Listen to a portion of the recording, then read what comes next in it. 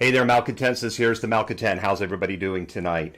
We used to do a lot of the studio work. We're trying to do a little bit more of the studio work. I want to give a mad shout out to the mods and our new editors. We've added a new editor to the team specifically. We have other editors. We have a great program for you. Now, some of you are like, oh, he's going to talk. Hold up, because we have recap video from the protest last night, and we have a special video tonight where you are going to see the view of what I actually see. So what I mean by that is on poll cam, it's up high. So you're not seeing what I see. You're actually seeing a totally different view than what I see. What you probably have seen in some pictures have a GoPro here and a GoPro on the poll cam itself. And we've created a video that shows what we saw down there at eye level. And so with that, we're going to go ahead and get started. We were going to start with a different lead-in story. We're actually going to start with October 3rd, but we're starting with terrible news out of Wolf City, Texas. Jonathan Price, the man is considered a pillar of the community in Wolf City, Texas. He is a motivational speaker. He is an athlete. By all reports that are coming out of Wolf City, he was beloved by the community, and he is black. And I think you know what the next words are going to come out of my mouth. He's dead. He was shot by the police. Jonathan Price was driving by an Exxon station, and he saw a domestic violence fight between a man and a woman. And as a pillar of the community, as a motivational speaker, as an athlete, he stopped to intercede to protect the women. The police showed up, and they shot him dead. And now there's investigation. This is breaking news. This happened out of Texas maybe about 8 hours ago. We have posted a story about it on the Malcontent Tango Facebook page, and we also have a link to a GoFundMe that has been set up. We have not vetted that GoFundMe. That's actually just something that's kind of popped in my brain cells. I'm here on the camera. So I'm going to ask if one of the mods or editors, can we do some vetting on that GoFundMe before we start telling? So hold off on the GoFundMe, and I will look for a comment here, or you can watch the comments in the feed. And once we've kind of vetted that out, then I would say, yes, if you want to go help Jonathan Price and the survivors' families, then you can. Texas Rangers say that they are investigating. Of what we have seen, Texas appears to do a significantly better job than what Kentucky does. And so it's too many names. It's too many stories like this. It has to stop. It has to friggin' stop. There's just too many stories like this. And so with that, we're going to go ahead and switch over and move to what was going to be the lead story tonight, which is the summary of October 3rd. So according to the Seattle Police Department, if you look on the scanner, there's lots of scanner chats out there because the chatter is public domain unless they go to TAC 9. When they go to TAC 9, we know it's scrambled communications. They estimated about 300 people. I know it was the biggest END march that I have seen probably since ENDD formed, because before that you had DA. It was by far the biggest group that I have ever seen. There are people who are like, oh, the protest moves over to Seattle and it's winding down. It's right, Breonna Taylor. There was estimated 400 or 500 people that were at the Breonna Taylor down in downtown at Westlake, and then another 400 or 500 people at Cal Anderson up at Capitol Hill. So contrary to popular belief, the protest movement is still going strong. So what we've got here is we've assembled some clips because we streamed for 3.5 hours, and I'm going to run these clips and then give you some commentary on that. And so with that, I'm going to roll the first clip.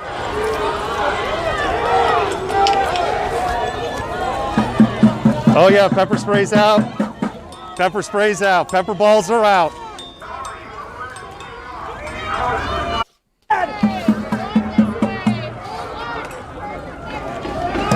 SPD planning, basically planning to go after the car brigade.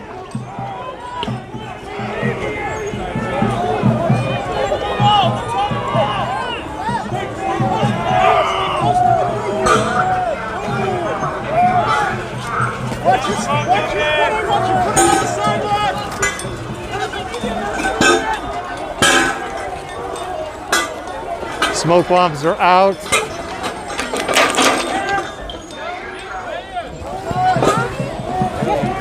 There's a little bit of spicy something in the air. I'm on the wrong side of the shield line.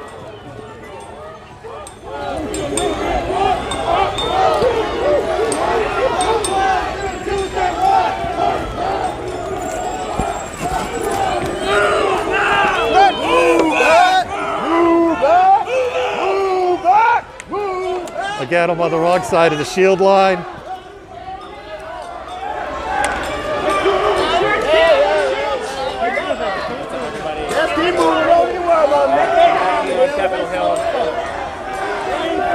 There's a lot going on.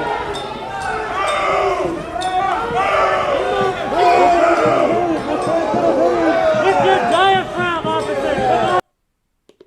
All right, so that's the first clip. Let's unpack what was kind of going on there. And if you didn't see the feed, then you get the summary. And we're going to actually try to do a lot more of these summaries. It's not always possible, but a couple of the tools we're using is making it much easier to extract these key bits. And we have a new editor that is pulling this stuff, which is making my life a lot easier. And so what happened there is that there was direct action taken against the Starbucks Reserve. We have some of that in the video. I know there's like some questions like, why didn't you keep the camera on that? That goes back to what I can see versus what you can see. And what I'm seeing is a big group of back of the heads as we were kind of walking down towards that Starbucks Reserve. And the group was starting to turn to that left. And so I was just essentially following the group. And then SPD appeared and, all hell broke loose. Now, with that said, I'll call it as I see it. I mean, SPD was really aggressive last night again.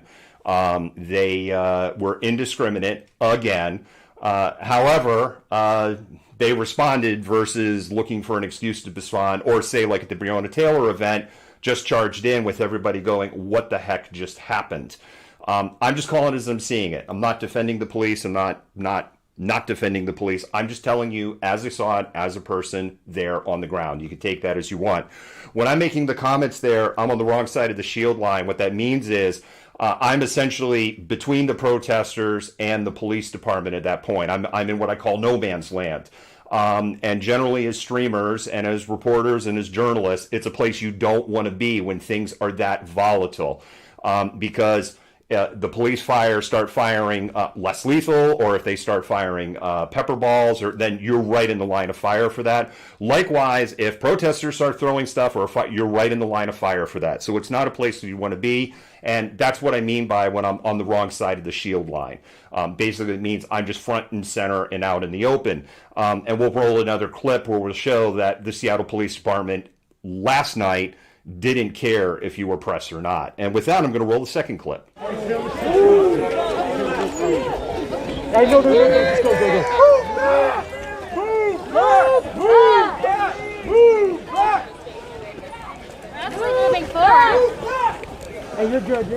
If we go forward, and then if we go backwards, and then if we go forward, and then we go to the left, and we go to the right, we're dancing the cha-cha. Well, we're trying to leave the area, but you keep following us.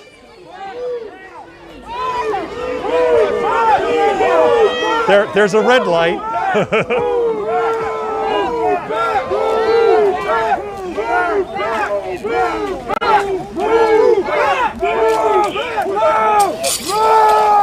Pepper sprays out big time. Pepper sprays out big time. Yeah, so this is a great example of you're seeing something that is very different from what I'm actually seeing on the ground. You probably heard of my, not really a snark, but it's like, hey, there's red light. What was happening there was the protesters in front of me were coming to a dead stop. They weren't moving, as you can see. Now, what you can see in poll cam, but I can't see, is that the Seattle Police Department has the protesters blocked. They can't advance. You have the police behind there obstinately. I find it a little hard to believe that tactically they don't know that we can't advance any further at this point. who are pushing in the other direction. So you have the people from behind pushing up to the people in the front. The people in the front are essentially getting it pushed into the police that are blocking forward progress, and out comes the pepper spray. You can't see it in that clip, but remember I said we're going to show you the malcontent's eye view from both the pole cam mounted GoPro and the helmet mounted GoPro. So stick around for that, because then you're going to see a totally different view, and you will see that pepper spray getting deployed. I was just to the right of me, and I know I said left side of the face. That was just kind of in the heat, my left and right. But it was on the right side of the face, and yeah, last time it was on the left side of my face. Now they've equaled it out. I got on the right side of the face. I thought you guys said you loved me. Like one of the police cruisers, you announced over the, hey, it's the malcontent with the pole. We love you. We watch your streams. It's like, yeah, you watch all the streamer streams. You know that. I feel we need to talk. Like we need therapy and counseling, because you have an anger problem. Okay, with that, let's go to clip number 3. Or the other thing they'll do is they'll be like, you need to disperse north. So people disperse north, but then they just keep pushing. Police are pushing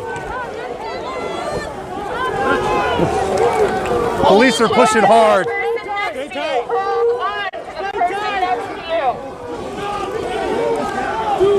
Police are pushing real hard. All right. For some reason, the beginning part of that didn't scale properly, and I apologize. What I'm going to do is I'm going to roll it again, and I'm going to kind of tell you what to look for. I'm not going to roll the whole clip, but I'm going to kind of narrate as I roll it again. So let me roll that clip one more time. I actually can't control volume level one from the other one here, so it's probably going to be a little hard to hear me, but here we go.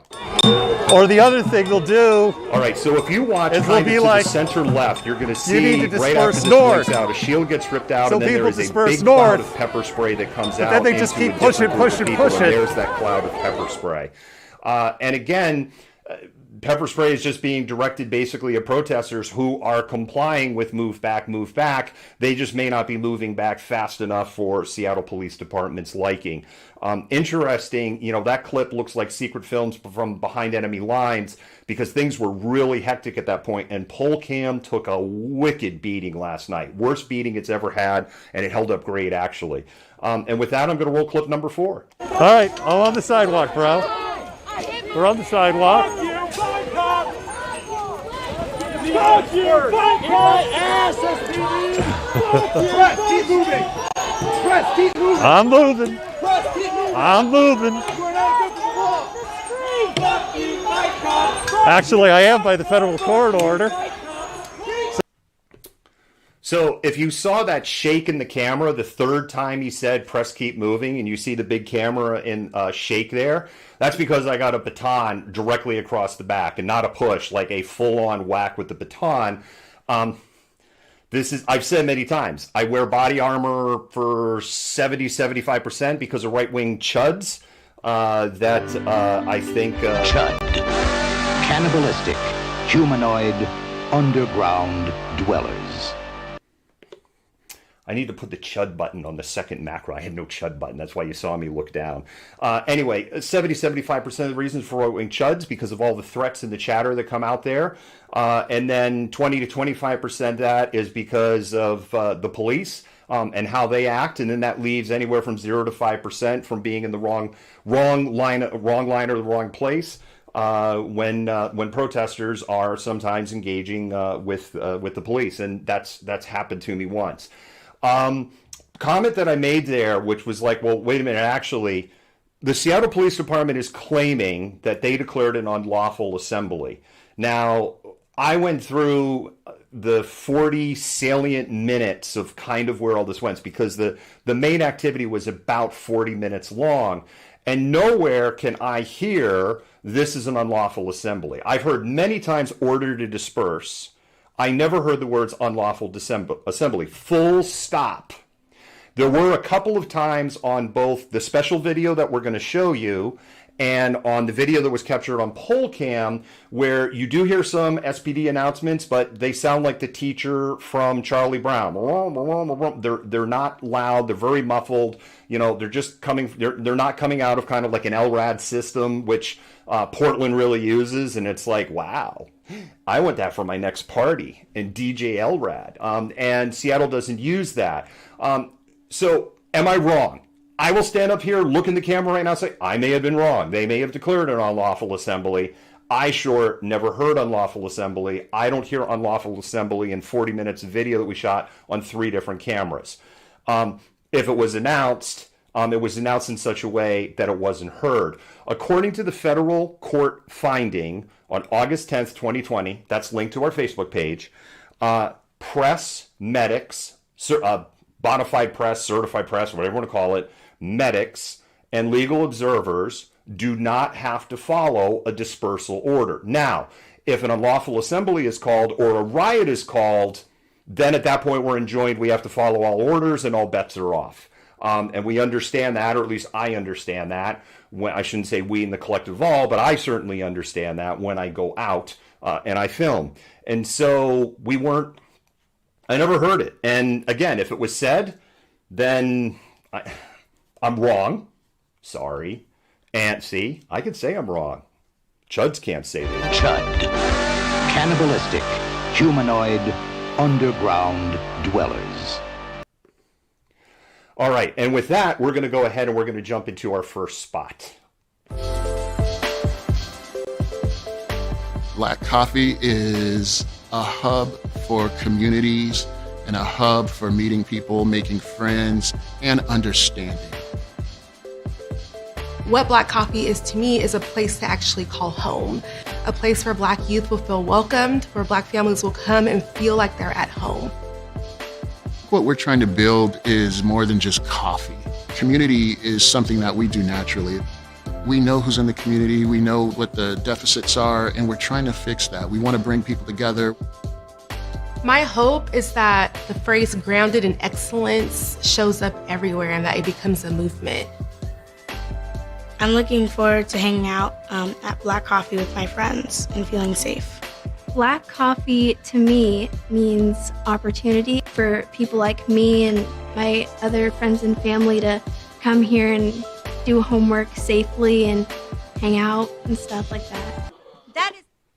There you go, Black Coffee Northwest. So Black Coffee Northwest will be opening in a couple of weeks. They were supposed to already be open. They're in Shoreline, Washington, but someone attempted to smash the windows out and firebomb the place. Several Molotov cocktails were thrown at it. It was all caught on security cameras. Shoreline Police, which is essentially King County because Shoreline contracts out to King County for their police force, says they're investigating. Shoreline has a pretty long racist history. And there's a fair number of complaints about the conduct and the police and how they operate in Shoreline, Washington. Sorry, I'm just stating facts. So I'm not holding my breath. I'm just not, because I know how these things roll. Now, if it had been a Starbucks, there would have been 16 arrests already. I'm just calling it as I see it. If you don't like it, Chuds. Chud. Cannibalistic, humanoid, underground dwellers.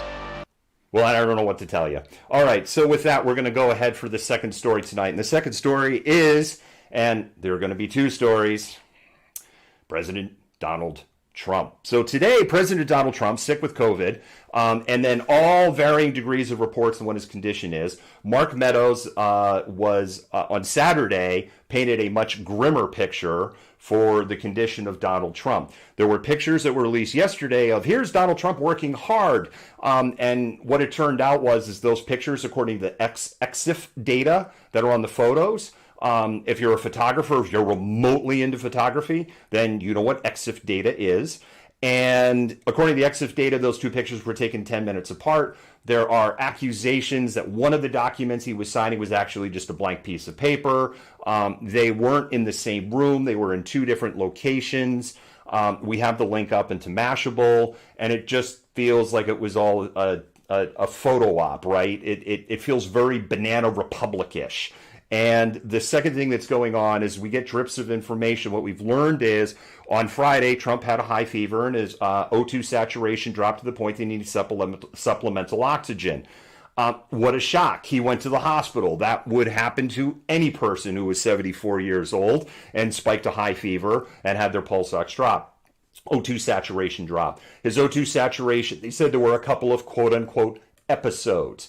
And there is words and then denial and then words that he was on supplemental oxygen at times on Saturday. Not that there's anything wrong with it, because that's what happens when you get C disease. We also know this. He has an anesthesiologist on his care team.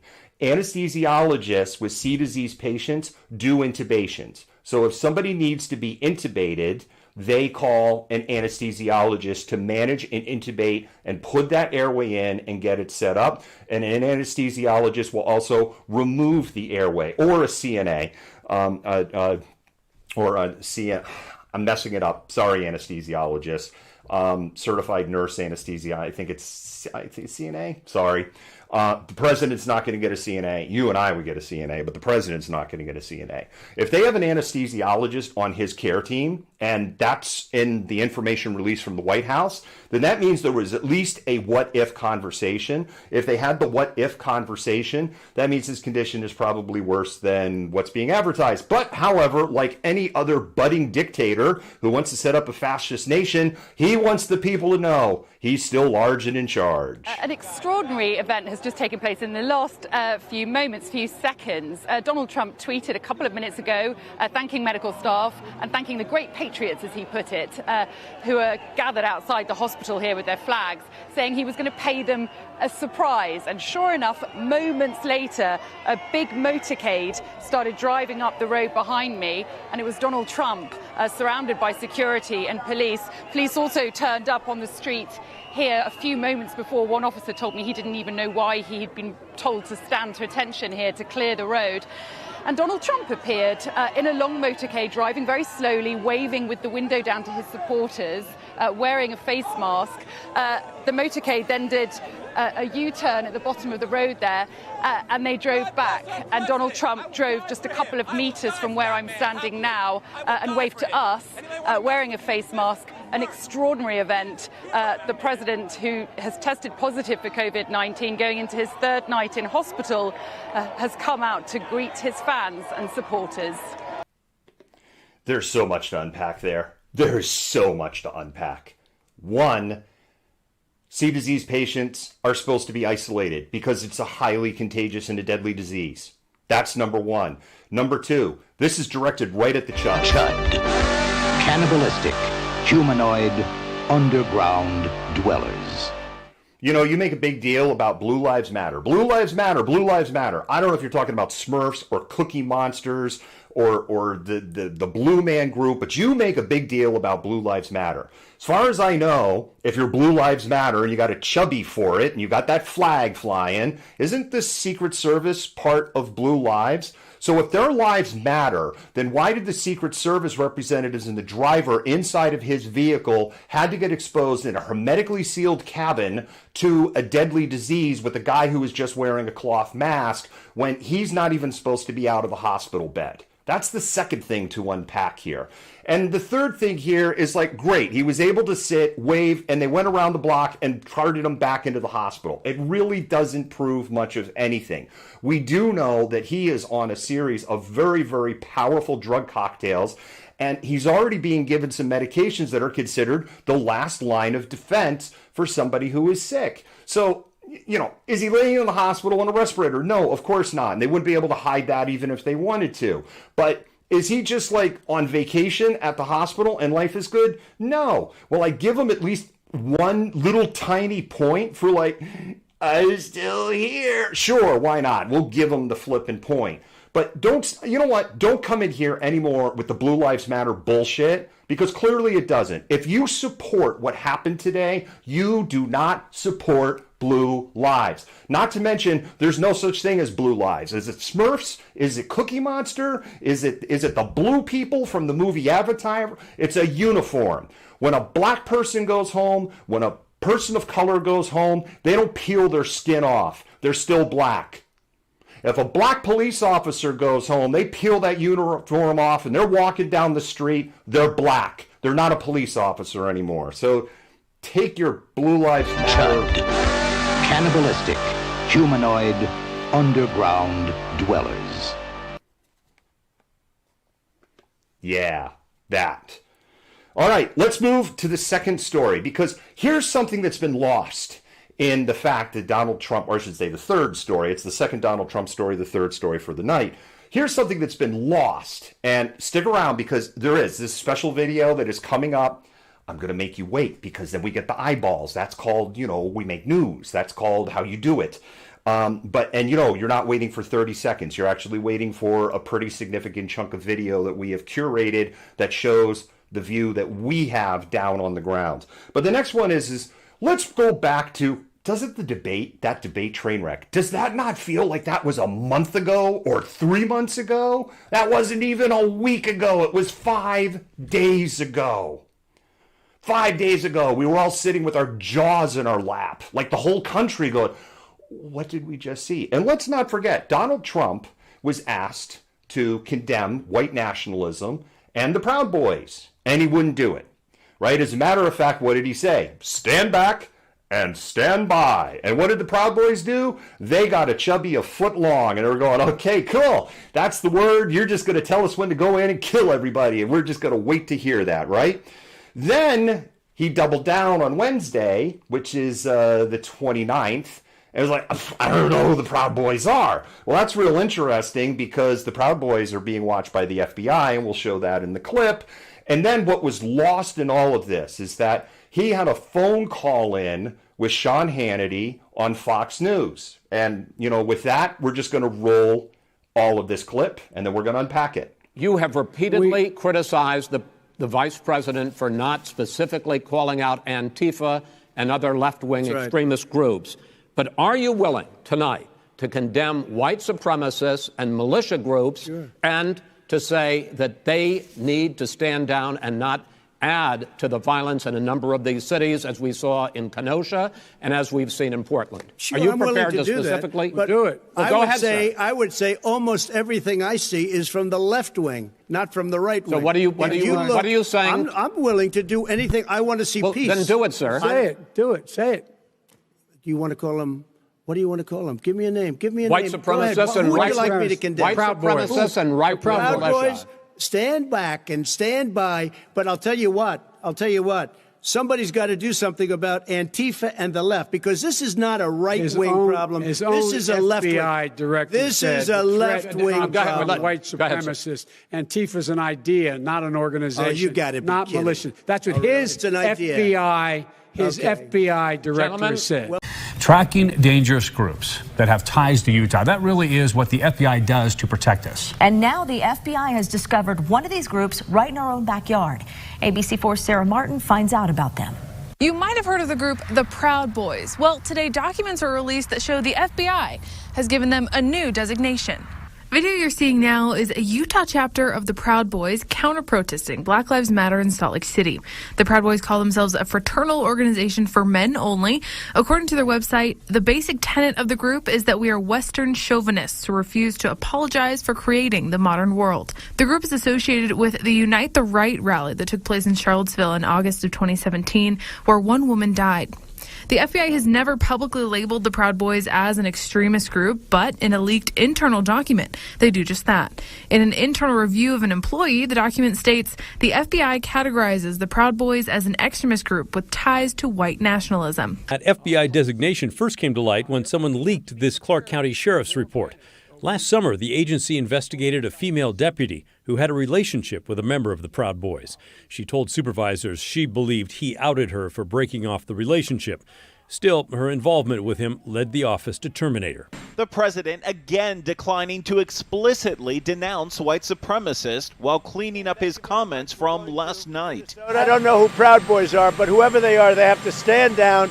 Let law enforcement do their work. 2 members of the far-right organization, the Proud Boys, were sentenced to 4 years in prison for attacking 4 counter-protesters at a 2017 New York City event. Last summer, Maxwell Hare and John Kinsman were found guilty in New York State Supreme Court of attempted gang assault, attempted assault, and riot. I have to say, I've said it many times, and let me be clear again, I condemn the KKK. I don't know anything about David Duke, okay? I don't know anything about what you're even talking about with white supremacy or white supremacists. Donald Trump demurred when asked whether he'd condemn supportive comments from former Ku Klux Klan leader David Duke. I have to look at the group. I mean, I don't know what group you're talking about. I condemn all white supremacists I condemn the Proud Boys.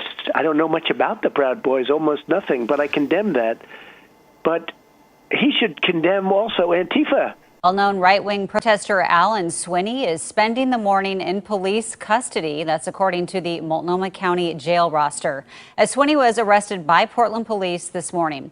The 50-year-old now faces 12 total charges, including multiple for assault, unlawful use of a weapon, pointing a firearm at another person, and unlawful use of tear gas. An alt-right activist who earned his notoriety via violent clashes with left-wing protesters is back in Portland to face criminal charges tonight. This after fleeing the area and spending months in his home, American Samoa. We first met Tusitala Tiny Tosi at one of Portland's many political protests. In June of 2018, he told us this. I made a promise to my family, my Patriot family, that I will come back and take a stand with. And so there you go. I think that string of videos tells the story that needs to be told. What we showed there is Donald Trump continued to not condemn white nationalism, and this has been a pattern of him going all the way back to February 2016, before he was elected by president, months before he was elected by president. And then he goes to claim that he doesn't know who the Proud Boys are, yet the FBI has labeled them, the Proud Boys, an extremist organization, which then, of course, tells us he's not reading his security briefings, or if he is, he's not paying attention to them. I mean, I remember when the joke was with George W. Bush that if they gave him coloring books, he would actually go ahead and read this stuff. The reality is, actually, look, I call it as I see it. And I was like, don't give him an inch. I'm going to call it as I see it. One of the things we have learned about George W. Bush since he was no longer, since he's become just a regular ex-president, I guess you would call it, he actually is a voracious reader. Now, of course, the question is, how much did he read the press brief? Because we did hear he wasn't big on getting the briefings and all, but this guy just takes it to a whole new level. And to be like, I don't know who the Proud Boys are, when there's all these stories of arrest. Oh, and let's go some of that. 4 years for what was that? What was that word again? I heard the word riot, that two of them, New York, in prison, 4 years for starting a riot. Hey, Chud. Chud. Cannibalistic, humanoid, underground dwellers. You keep saying, we don't cause riots, we don't do any blah, blah, blah. And here's the really funny thing about Alan Swinney. Alan Swinney in jail, $285,000 bail. I don't know if he's out. And what's happened to Proud Boys are like, he's not one of us. Andy No, that piece of garbage. Andy No is like, he's not a Proud Boy. No, he's not a Proud. He's just been one of the leaders of the Proud Boys, one of the principal organizers of the Proud Boys, and been at practically every Proud Boy event, and has a Proud Boy tattoo, and wears Proud Boy clothing, but he's not a Proud Boy anymore because, and this is one of the difference between chuds and the Black Lives Matter protesters and the people that are looking for equality. And this was highlighted in a video clip, which we don't have tonight, in an incident that happened down in Portland on 926. On Portland 926, some of Peter Diaz of American Wolf, Peter Diaz is so far to the right that if you go to American Wolf's Twitter page and you kind of scroll down to a few months ago, the three percenters are like, dude, no. Don't even talk about us. Like, we don't want to know you. That is how far right American Wolf is. A group of people at American Wolf were stopped by the police. A couple of them were arrested. They had a bunch of weapons confiscated, which probably means they just got them back because that's how they roll, even though Clark County knows and Mulholland County knows that the Proud Boys are considered a dangerous organization with ties to white nationalism. But there's been lots of evidence to show that the police and the sheriff's department there, not all of them, but certainly if you have one, it is one too many, collaborate and work with the Proud Boys. So they're working with white nationalists who want to destroy the country. Oh, but they're peaceful. Yes. The whole person that kind of started the whole white nationalist thing, like in really earnest and all, that dude, yeah, that was the whole thing. All I want is peace. Peace. A little piece of Poland, a little piece of France, a little piece of Belgium, a little piece of Russia by chance. Yes, they're so peaceful. As the cars were driving by, because they were stopped and getting arrested and went by, their own people, remember this is their own people, are yelling out at them. It's on the cameras, the press reported it, sucks to be you. So there you go. This is the difference between the concepts of collectivism and rugged individualism. Well, it sucks to be you.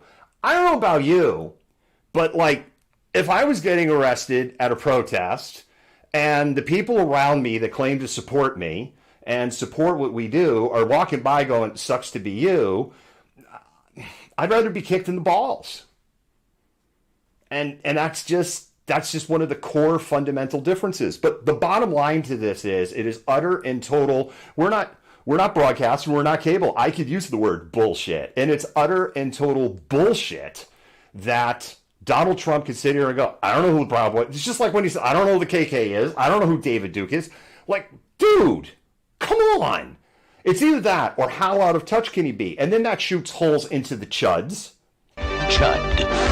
Cannibalistic, humanoid, underground dwellers. Who go, he's just like me. Yeah, he's just like you. He shits on a gold toilet and he has a Slovenian model as a wife, and he owes about $1.1 billion is what people say, and he paid $750 in taxes 3 years ago. Yeah, he's just like you.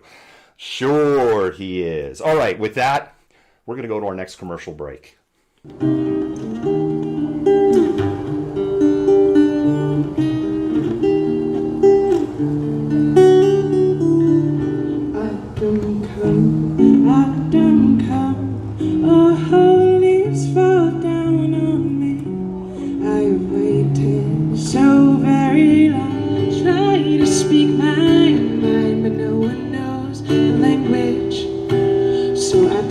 To the side.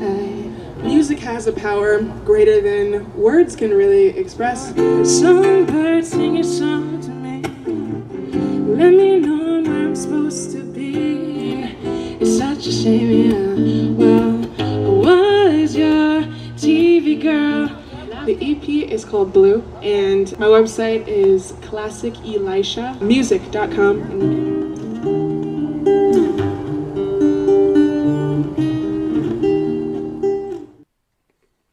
All right. That album is available on Bandcamp. The EP, I should say, shouldn't refer to as an album. It's available on Bandcamp. It is available for $13 for, I believe, at both Bandcamp and iTunes. Don't hold me to the price on iTunes. I know it's $13 on Bandcamp. And it's also available on a CD with a bonus track. And the CD is at the website that we had there for $15. She has the voice of an angel. She has a heart of gold. And she is working on a full-length album that will be available in early 2021. And we will have her, if we get COVID settled down, we can have her in studio. We'll have her in studio. And if not, we'll do a remote broadcast. We talked last night, and we plan to have her in the studio as she gets a little closer to drop her first track on her upcoming new album. Just tremendous singer. Also does some. I know there were some things in calendars, some performance. I don't know, but if you go to the website, you can find some information out there. All right, so now we're going to move on to the next story, which I have to go to a little piece of note paper here because we have the story about Jonathan Price out of Wolf, Texas, and Wolf City, Texas. And let me bring that up again. Jonathan Price, pillar, by all reports, pillar of the community, athlete, motivational speaker, highly respected, was killed by Wolf City police tonight. There was a woman and a man involved in a domestic violence fight at an Exxon station. As a member of the community, he stopped to protect the woman. Police were called while this is going on, and police shot the black man because this happens too friggin' much in the United States of America. Say his name, Jonathan Price. It's too many. It's got to stop. And on the subject of got to stop, we're now going to go to San Jose, California, where there's a lawsuit that is going on right now, been filed by Marissa Santa Cruz and Paye Tukwafu. That's why I had it written down, because I wanted to make sure I got Paye Tukwafu's name right. And with that, I'm going to go ahead and roll the clip. Marissa Santa Cruz and Paya Tukwafu are planning their future together. This is actually the love of my life, and we are planning to be forever and everything like that. He hopes to be a jail guard one day. She's studying to become a firefighter paramedic. I just came back from a firefighting training boot camp for women, and my birthday was coming up. In May of last year, the couple got a hotel room and started preparing for a night out to celebrate Marissa's 22nd birthday. They had music on, but after a noise complaint at 8:45 p.m., they turned it down. San Jose Police. Still, the police arrived and told the couple that the hotel would allow them to stay. I talked to them. I said, hey, if they agree to keep it down, there's no more noise complaints for the rest of the night, they agreed to let you stay. Several veteran law enforcement officials tell me that's where it should have ended, but an officer asked for identification, even though there was no indication a crime had been committed. Do you have any ID on you by any chance? What? Just, we came out here, dude. We got ID everybody that we come in contact with. No, you don't. Yeah. The couple argued with the officers, but finally relented, going inside the room to retrieve their identification. I told you this could have gone easy. Let's go. Let's get your ID and let's go. The officers call for backup. As 3 more officers and a sergeant arrive, Paya asks for his driver's license back. I have my ID back. No, not right now. The officer tells the couple they now have to leave because they slammed the door. The agreement was that you would not violate the policies here. You slammed the door in our face. Are you kidding? You said you wanted the ID, right? Yeah. As Marissa and Paya began to pack, the sergeant told an officer to retrieve a riot gun from the patrol car. I have 40 mil. Want to go grab one real quick? Yep. Marissa and Paya aren't packing quickly enough for Sergeant Michael Pina. He urges them to hurry. I'm acting like you f***ing said. What the hell? So stop arguing, start packing, and let's go. Shut the up and let me pack. Damn. Push up and tase this guy. Marissa hears the order to tase her boyfriend and rushes for the door. Just to put myself between the officers and my boyfriend, my Paya. I didn't want him to be tased because, he had nothing.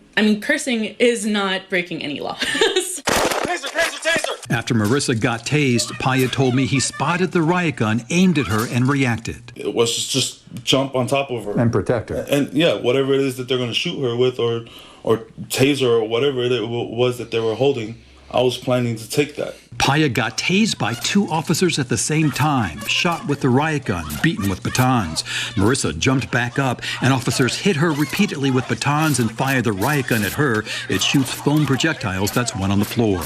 Paya tells me this is the mark the riot gun left on him. These are Marissa's contusions from the beating she suffered. God bless that we have video footage and body cameras these days. Attorney Robert Powell has filed this federal civil rights lawsuit on behalf of the couple against the officers and the city of San Jose, saying the police department has a culture of excessive force with either no training whatsoever or inadequate training on the constitutional boundaries of the use of force. The escalation is just so intense.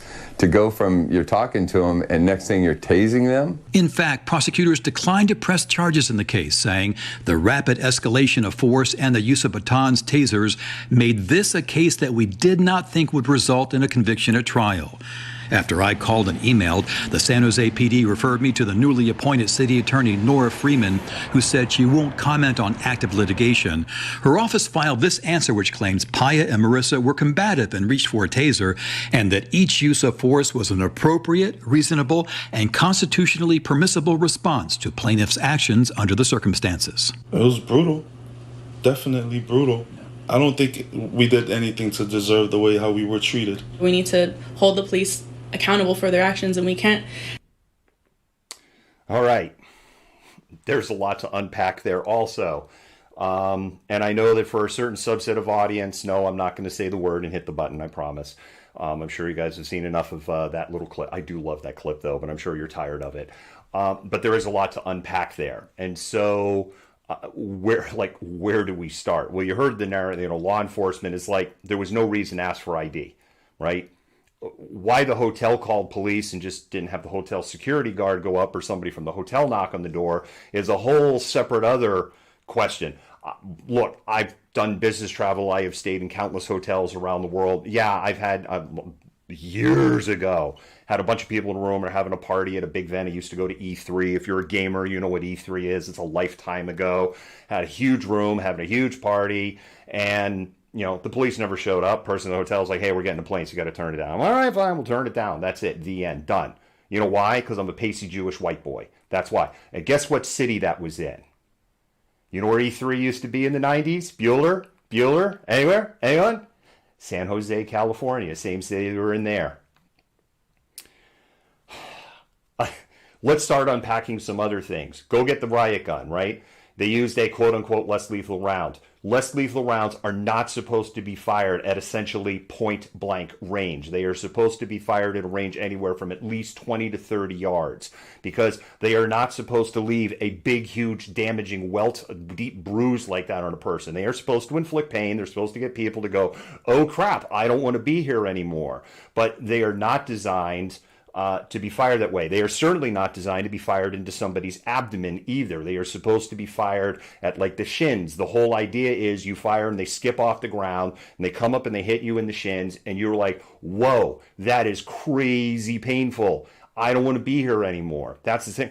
The third thing is if you go back and if you were watching that video, there was such lousy trigger discipline with those it was completely undisciplined. There are officers who essentially have their tasers pointing at the back of other officers because they're operating in this tight environment. For whatever reason, they released all the video. I'm going to presume there probably was a big fight in releasing all of that video. It should have never happened. And why does this stuff happen? Because more police officers are being forced to wear body cams, and the laws are kind of catching up on releasing and retaining that video. And because every person in the United States, not every person, but almost everybody in the United States has a 4K video camera in their pocket with array microphones that catch the sound, and they can capture and show the story.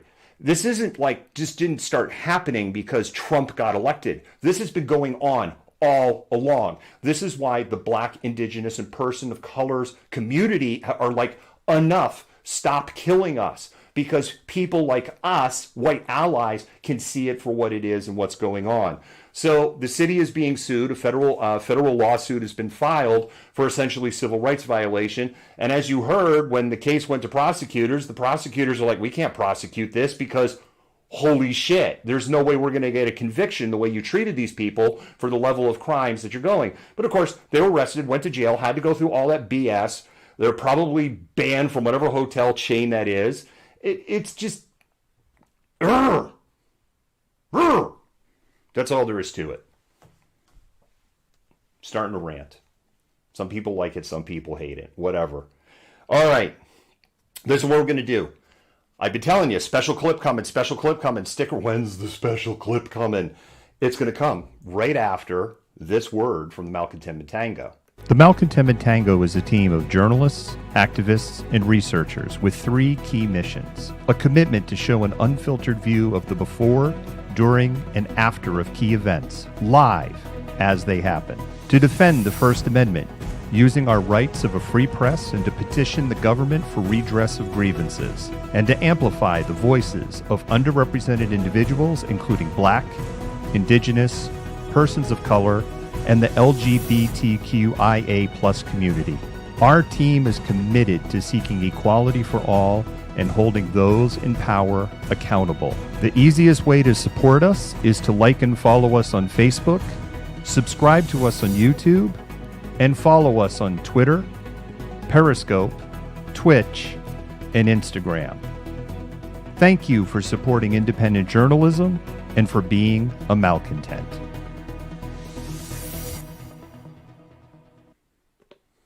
All right, and we're back. And thank you, actually, for supporting us. This is one of the beauties of live performance, and when we have kind of a breaking news story come in, we actually had an updated spot there, and it didn't play. That's the old spot. But we'll get to see the next live one. We'll get to show you the new spot. All right, so let me tell you what I'm going to do. I'm going to play that special clip. It's like 8 minutes. And then what I'm going to do at the end of that is during those 8 minutes, I'm going to get a chance to read your comments. I see that there's been a ton of comments.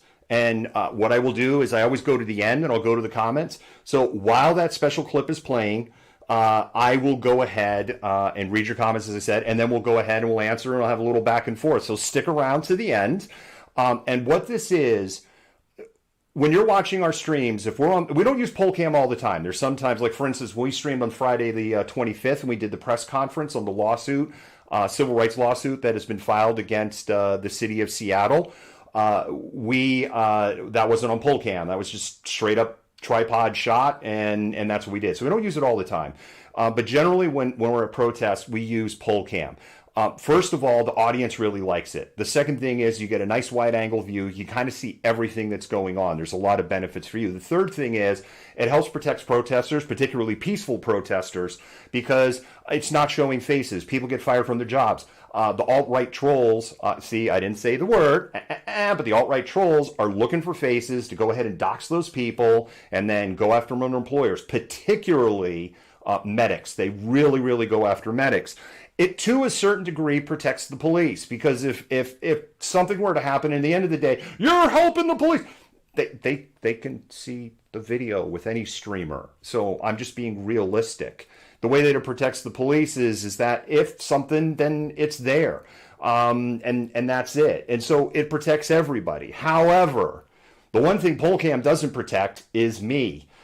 Because pole cam isn't showing what I see. It's not showing anything in my point of view. And so we run 2 GoPros, not all the time. If the GoPros turn on, there's 2 of them. If the one in pole cam goes on, that means, okay, it's gotten chippy. If the one in the helmet goes on, it's like, okay, it's gotten spicy. If the one in my helmet goes on, that is essentially my body cam. That is my insurance policy that I'm being in compliance, that orders given to me are lawful and clear, that I'm in compliance with those particular orders, and also just document anything that's going on in my immediate person. And so with that, I give you like about 7 or 8 minutes of what I saw. Smoke bombs are out.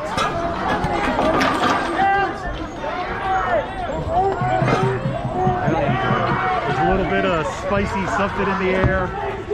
I'm on the wrong side of the shield line.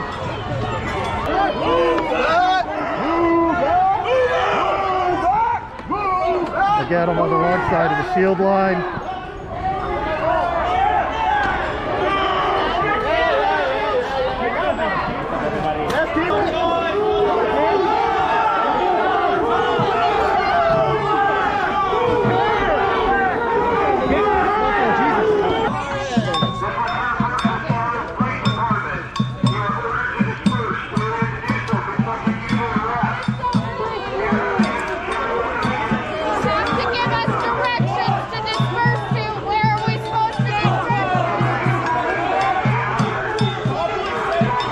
See, this sweetie does this.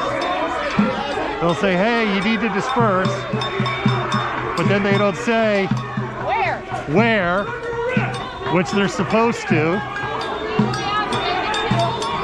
Or the other thing they'll do is they'll be like, you need to disperse north. So people disperse north, but then they just keep pushing.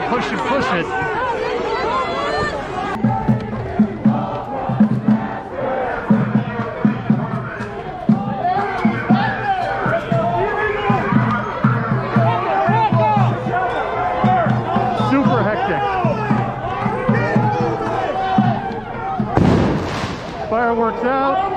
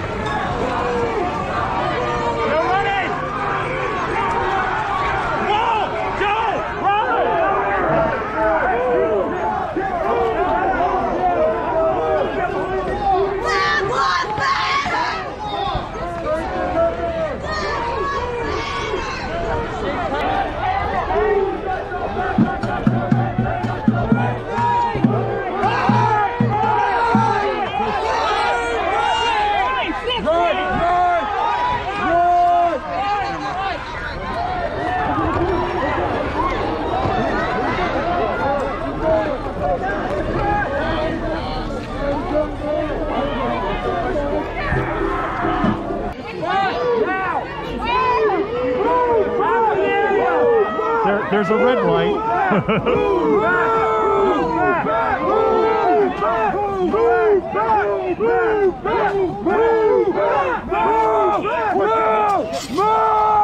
Pepper sprays out big time.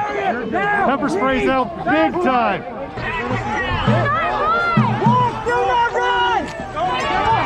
Hey.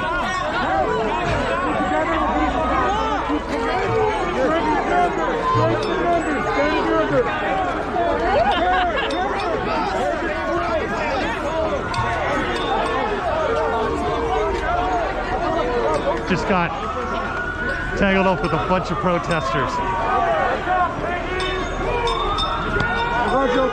What's up, man? I'm good. I'm good. Thanks for checking in.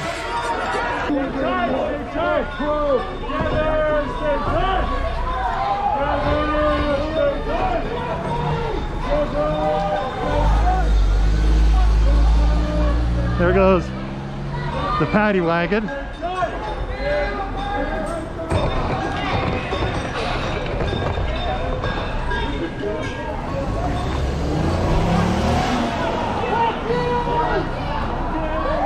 Oh, fuck. Fuck! I hate pepper spray. We're on the sidewalk. You need to disperse. Press, keep moving. I'm moving. Press, keep moving. I'm moving. You are not exempt from the law. What you didn't see is he was trying really hard to trip me.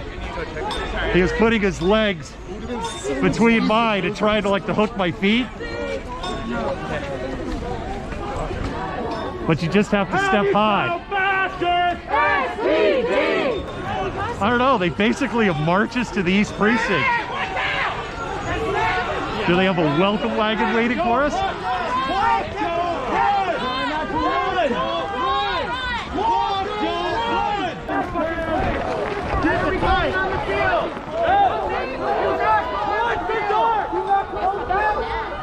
Stay in the dark! You're right, that was dumbass. That was my bad. My ass just wanted to walk. Damn, that was a workout. Was that as fun for you as it was for me? You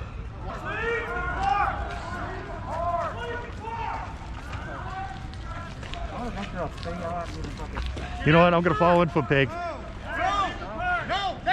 Oh, look at this. We got more. We got more. Still on the sidewalk.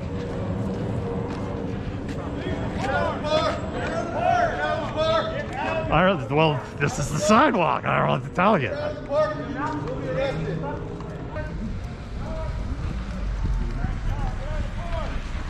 They are actually kicking. They are searching the homeless tents. They are searching the homeless tents. SPD is searching all of the homeless tents.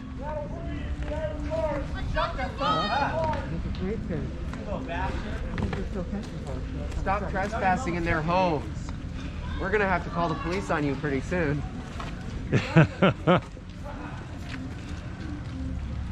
One of these things, if you didn't see it, you wouldn't believe it. So the Seattle police are going after the unhomed. Yeah, as long as they keep running me, I don't feel the pain in my face. Say what? As long as they keep running me, I don't feel the pain from getting mace in my face. Oh, you been getting maced, bro? I got a little on the right side. Hey, who are you with, brother? Huh? Who are you with? I'm just Malcolm Tango. I'm independent. Oh, okay.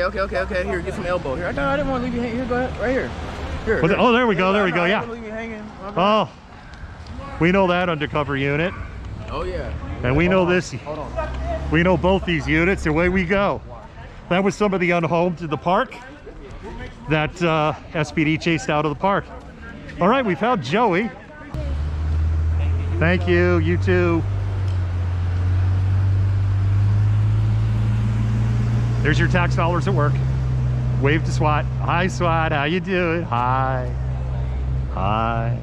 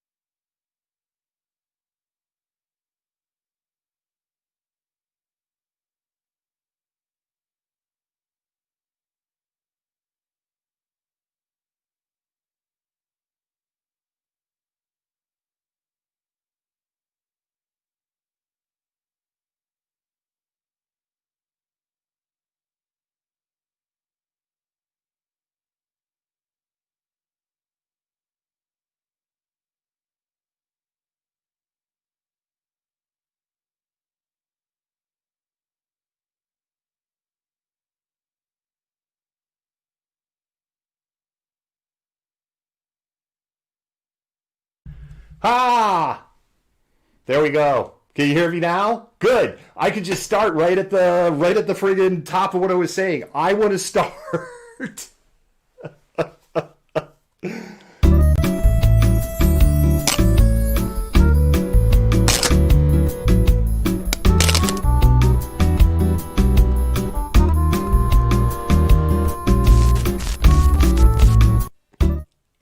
Isn't that amazing? That's just great. I even have this red light right here. It's like blinking at me like, dude. And I just was so in that. So it's actually good that you didn't hear everything I say, because I'm going to say it again, part one, but I didn't start with what I wanted to start. So, and thank you, Dr. and Mrs. Malcontent, for telling me that there was no sound. Full stop. The first thing I want to do is I want to apologize to the Irish and the Irish American community. I used the term paddy wagon last night. I left it in the clip, and I purposely played it because I've said this. Everybody is inherently racist, and there is the hidden racism and the microaggressions, and then there is the overt racism. And paddy wagon is a term that I grew up with. I'm not making an excuse. That's just the East Coast boy, and that's what it was called. Doesn't make it right. I shouldn't have used the term, and I'm sorry. I own my racism. I have racism. I own it. And when I find it, I catch myself. And as soon as the words came out of my mouth, I was like, damn it, that was wrong. But that's the way the brain was wired. So I want to apologize to the Irish community because I can do that. I'll crack all the Jew jokes I want because I'm allowed. If you're not Jew, you can't. Anyway, back to what I was saying, which was the original question, the first question that was asked, which was, do I think there's going to be an escalation of what's going on? The answer to that is, it's a little hard to tell. I would have said yes a couple of weeks ago. But what you had, first of all, let's go back to Portland, right? Proud Boys threw out numbers, 10,000. We're going to have 10,000. They had at the most 500 people that showed up. And by most accounts of the reporters that were there, they go, yeah, there was 500 people and there was probably 150 or 200 reporters. And so the real numbers that I'm hearing of actual Proud Boys is in around 300. Now, I know that some chud out there... Chud. Cannibalistic, humanoid, underground dwellers. Is going to say, CNN said there were 1,000 people there, and you believe CNN and you're lying. Yes. The Portland police said there were up to 1,000 people total in the park, not 1,000 people there for the Proud Boy protest, because there was a counter protest on the other side of the highway, which is all part of that Delta Park complex. And there was a counter protest over there, which was completely peaceful. And we filmed all of that, and there was no disruption, and there were no problems, and there were some beautiful speeches there. Back to the original question. Every kind of thing of like, we're ready, there are no shows. I mean, this is what, and it's not just the Proud Boys generally. Like, we see these little pop-ups and there's a lot of chatter. And the other thing that's just throwing a wild card is everybody is like fixated, like they've got belly button lit and they're trying to pick it out of their belly button over the fact that the golfer in chief has C disease. And so it's a little hard to read. The other thing which ties into this is that I'm going to be doing kind of weekly updates on what I think is going to be going on in the election. I'm looking at Real Clear Politics. I'm looking at 538. I'm looking at their analysis, and I'm aggregating it out. And I know there's this whole thing about, the hidden voters, the silent majority, and blah, blah, blah. There is a hidden voter, silent majority. There probably is when you look at the poll numbers. How do you know that? Well, we can look at the poll numbers of people to say they're going to be voting for Trump, but then we can look at the poll numbers that people say they approve of Trump. And the aggregate poll numbers for people that say that they approve of Trump have moved up to about 44%. The aggregate poll numbers for people who say they're going to vote for Trump, national polls are useless, is running at about 42.5% to 43%. So it's real easy to go. There is a silent group of maybe 1% to 2% that are going, I told them I'm voting for Biden. Or they're like, I'm just too embarrassed to say I'm voting for the guy, so I declined, but I'm going to say that I approve of him. And that's how pollsters are actually kind of checking the numbers, because they're looking at that approval number, and the approval number is creeping up. Now, what we don't know, the first poll came out today that was taken after the debate, before the C disease announcement. And that was a Wall Street Journal NBC poll. Wall Street Journal is part of the Fox family of properties. I'm just saying, you know, I get NBC, although NBC is considered rather neutral. It's not MSNBC, NBC. But if you look on the bell curve, they're actually considered, they're in that same landscape as the Associated Press, US Today, Reuters. They're kind of at the top of the bell curve. They're not left, they're not right. I know that a certain subset are like, they're totally biased. Whatever. Live in your echo chamber. I don't know why you're watching if you're in the echo chamber. So if you handicap the polls, then you go, okay, look at Trump's numbers, add 2%. But of course, it's not exactly that simple when you get to the state levels. And if you look at it, Biden's still winning. If you go and just add 2% to Trump on all of the states, particularly if you add, you know, and then the margin just gets so wide that 2% doesn't move the needle. So there you go. And I do have some questions about this NBC Wall Street Journal post, because they say right now it's 53 and 39%. That's a pretty big outlier. However, one thing we do know is there's not a lot of people in this country that watched the debate. If you suffered through, I did, because I fact checked that friggin' thing for you guys. And what thanks do I get? I committed self-abuse and brain damage fact checking that shit show for you. Anyway, and what thanks do I get? Thanks. Anyway, if you didn't suffer through all of that, it was a complete shit show, and people just left it confused and pissed off. And I think that's going to reflect in the poll numbers. It'll be very interesting as more poll numbers come out. But again, the window's going to be narrow, because you're probably going to get some. You're going to get Schnoderford. Ooh, he's got the C disease, and you're going to get, leave him alone. You need to have compassion. Yeah, from the guy that hasn't shown 1 ounce of compassion through his entire presidency, or apparently the 20 years, or basically his entire adult life.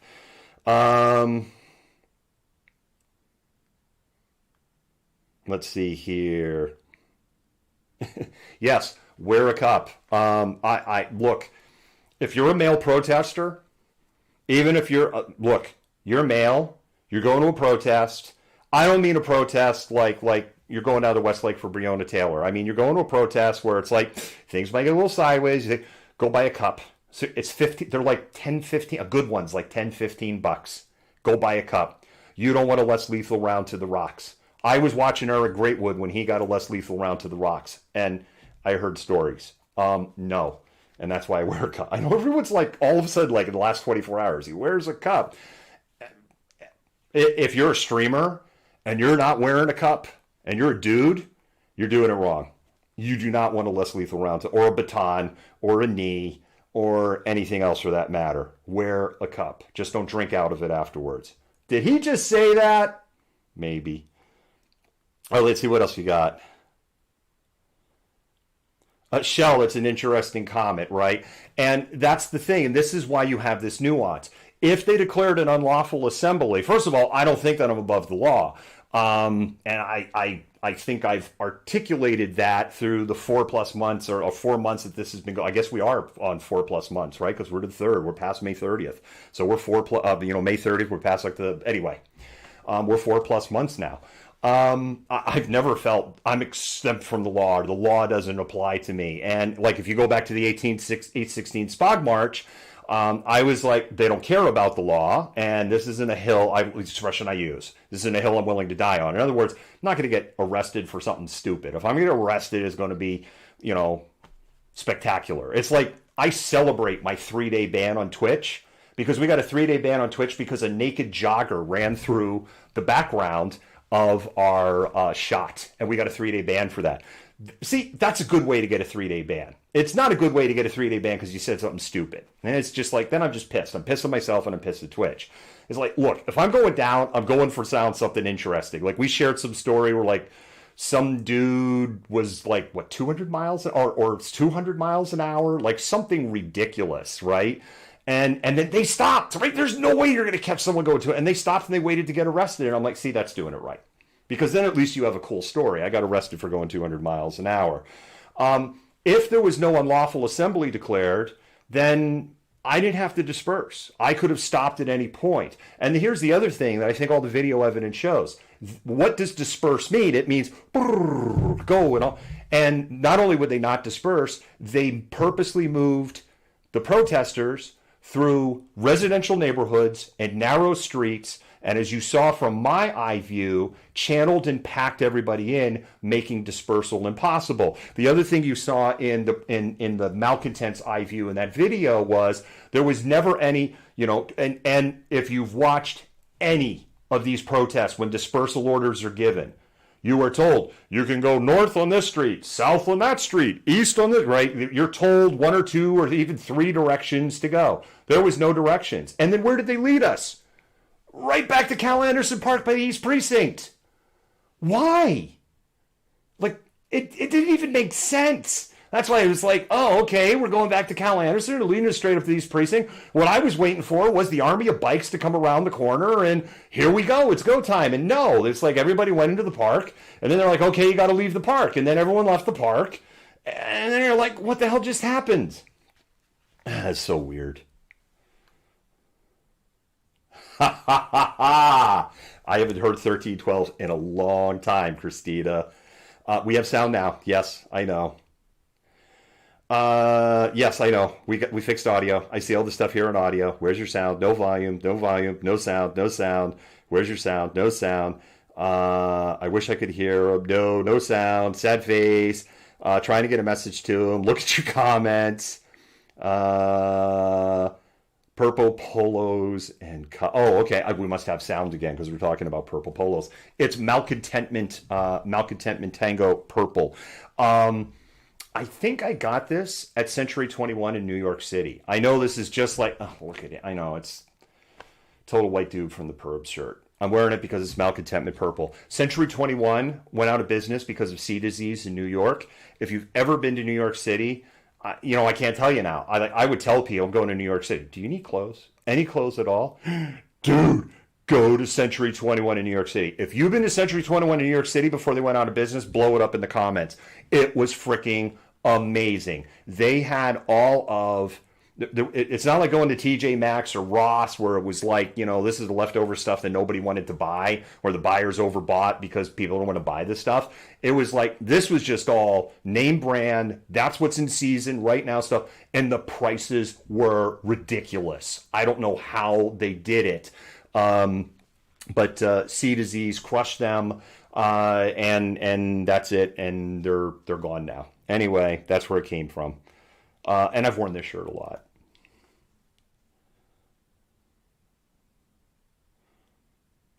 People are watching. He's back. Yay, yay, yes, yay, yay, yay. We can hear you now. Love it, yay. Hello, you're finally. Yes, sorry about that.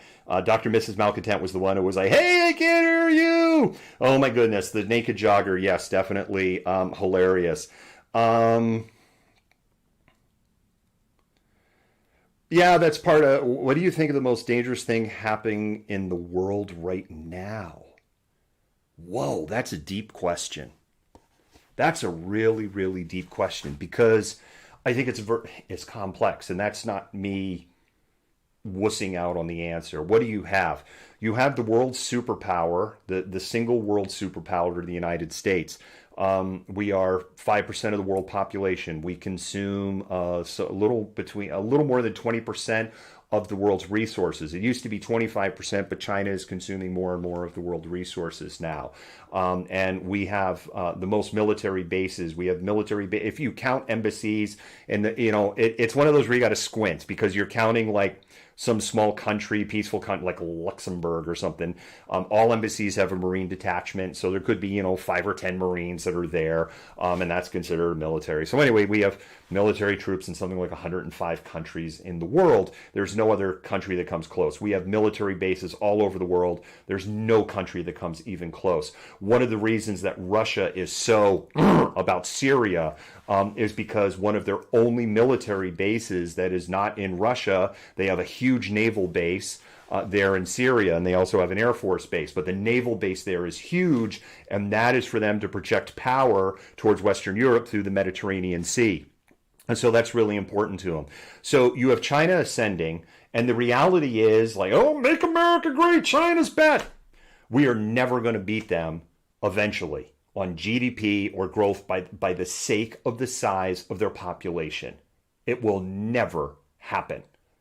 And so we're going to have to come up with something a little bit better than China, tariffs, China. By the way, tariffs are socialism, because tariff is a form of price controls, and price controls are socialistic. I have I would call him an acquaintance at this point. He owns a distillery, one of the micro distilleries here in the Seattle area. The bottles that he gets come from China. There is no U.S. supplier that can supply him the bottles. The tariffs he's paying on his bottles, 265%. Who's paying that? The people that buy his booze are paying the 265%. Not China.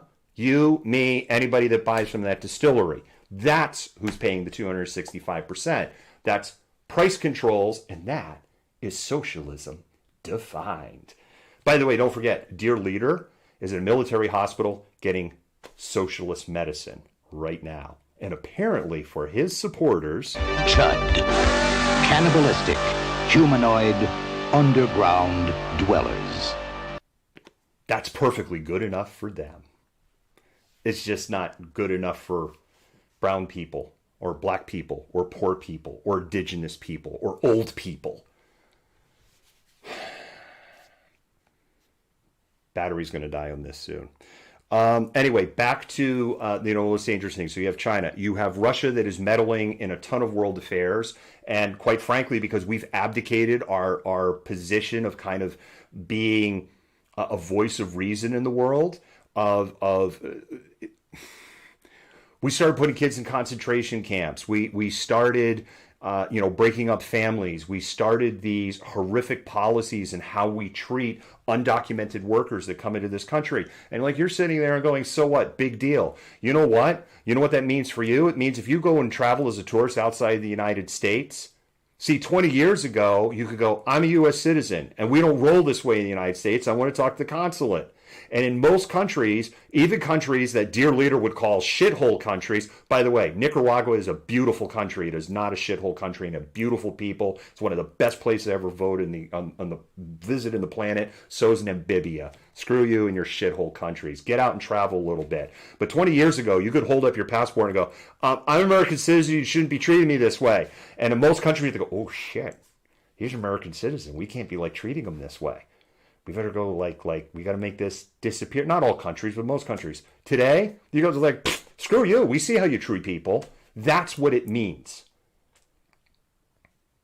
And other countries, first of all, our passports are borderline useless right now because we're a group of plague rats. So I think you have a couple of things. You have a person with a narcissist with a fragile ego who right now has C disease, and he's walking around with the nuclear football. And there are a number of generals who have left the Pentagon, and it's terrifying when the adults leave the room, because then you go, what happens at some point when there's no more adults left in the room that have flat out said, we're already living on borrowed time. Apparently, he almost got us into a nuclear war in 2017. We don't know right now how close we got to the edge between the United States and North Korea, but there are generals that are coming out over time, and it is unbelievable that this close that they would come out and say this. And I may never know in my lifetime, younger viewers in 30 to 50 years of this country hasn't ripped itself to pieces, you'll get to find out how close we were. The closest we were to nuclear annihilation as a country was 1983. You can look it up, Operation Able Archer, or Exercise Able Archer. Go ahead and look it up. It is terrifying.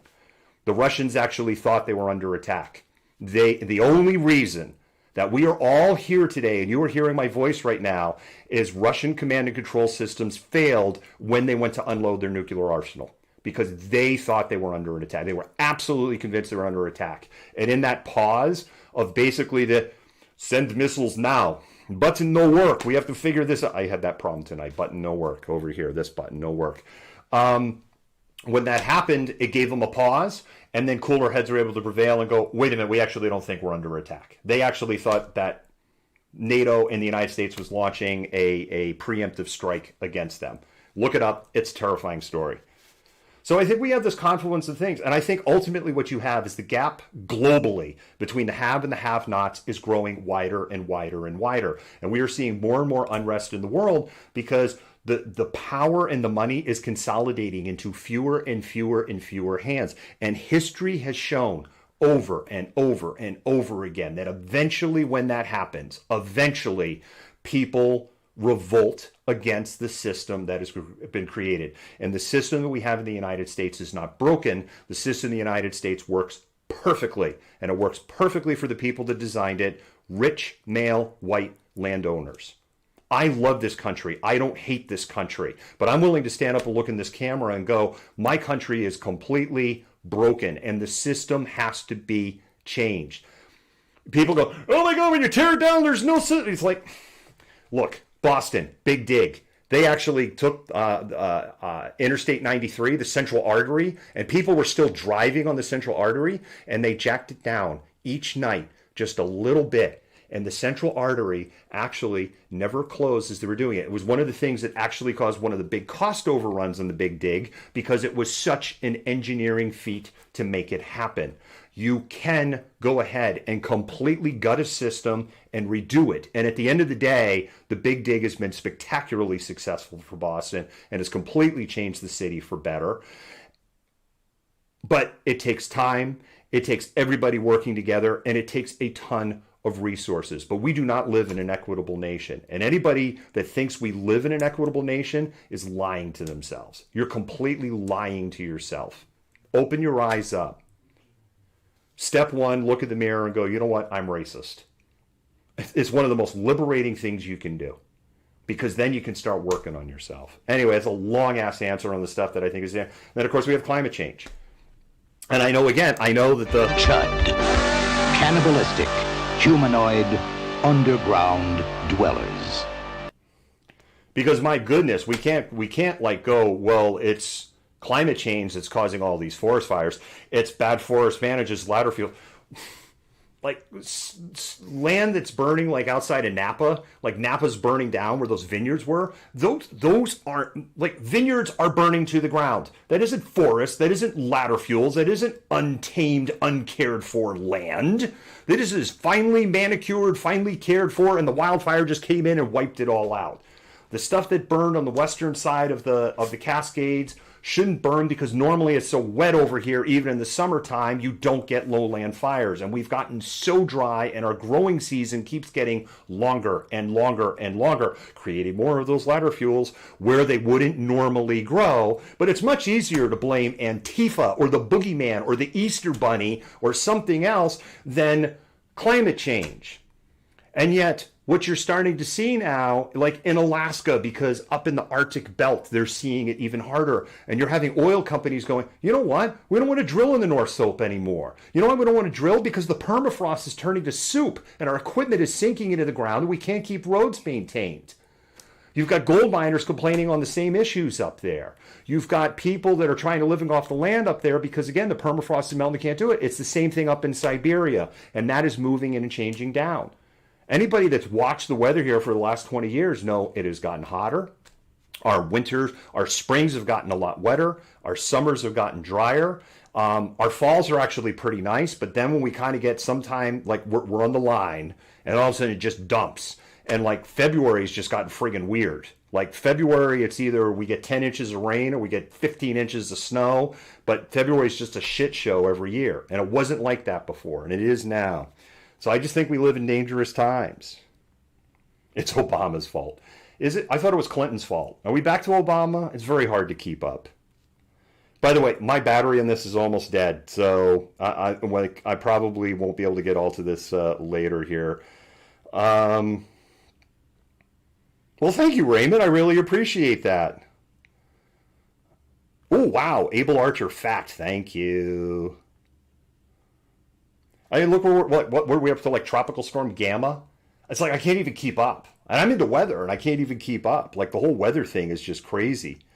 Truth from truth from truth. I think I'm kind of at the end of your questions and comments, and I know that the battery there is almost about to the end. I need a little table or something. I need a little I can put that down afterwards when I do that. I want to thank everybody for watching. I want to thank Dr. and Mrs. Malcontent for coming up here and yelling through the studio tour that there is no sound. Got to remember to look at that little red light and make sure, it's blinking. I hope you liked this. I hope you appreciated the clips that we put together and the stories. I hope that you are walking away from this informed and educated and have some thoughts. Say his name, Wolf City, Texas, Jonathan Price. Too many people. Too many people. This has to stop. This is why I'm still doing this. This is why I'm going to keep doing this. I don't want to be standing in front of a camera going with another name. I don't want to go to another candlelight vigil and see and feel. You'll never understand. As a white person, the biggest thing I've learned in these 4 months, I will never understand what it is like to be black in the United States of America. Never, ever, ever, ever, ever. But you know what? The little tiny taste that I got, it's freaking horrible. And it has to change. It has to. And it's going to change. And we're going to make it happen. And Chuds, the change is coming. And you're just scared because you can see and you know what's coming. And with that, Malcontent out.